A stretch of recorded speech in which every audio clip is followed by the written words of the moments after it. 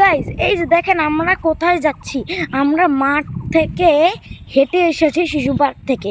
ওই জন্য এখন আমরা যাচ্ছি বাড়িতে। এই যে দেখেন বাসভবন।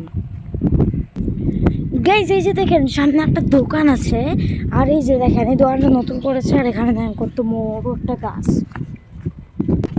এই যে দেখেন গাইস এটা হচ্ছে সেই দোকানটা। গাইস এই যে দেখেন সেটা হচ্ছে এই দোকানটা, এই যে আমাদের পিছনে। আর এটা হচ্ছে গাইস ওটার নাম কি, শিশু একাডেমি। হ্যাঁ গাইস এটা হচ্ছে দিনাজপুর শিশু একাডেমি। তারপরে গাইস এই যে আমি আমাদেরকে আরেকটা জিনিস দেখাবো। এই যে দেখেন আমরা এই যে এই কোচিংটাতে পড়ি, এর ভিতরে একটা কোচিং আছে গাইস। আর গাইস একটা জিনিস দেখাতে আমি প্রায় ভুলেই গেছিলাম।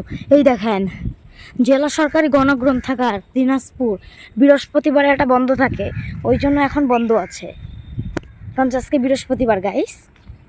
ওই যে দেখেন গাইস একটা কুত্তা আর একটা কুত্তাকে মারছে, এটা মনে হয় ভাই ভাই ভাই বোন। আর এই যে দেখেন এই বাচ্চাটা কত শান্ত, এই বাচ্চাটা কত কিউট। গাইস বলুন তো এটা কি জিনিস, পারবেন বলতে? পারবেন না আমি জানি। এটা হচ্ছে একটা school, scholar international school and college Dinajpur. Guys এই যে দেখেন এটা হচ্ছে মুন্সিপাড়া পুলিশ ফাঁড়ি। এই যে দেখেন কত বড় করছে এটা, কিন্তু এর উপরে মানুষ কাপড় শুকাতে দেয় কেন? এটাই আমি বুঝলাম না, এটা কি মানুষের বাসা নাকি?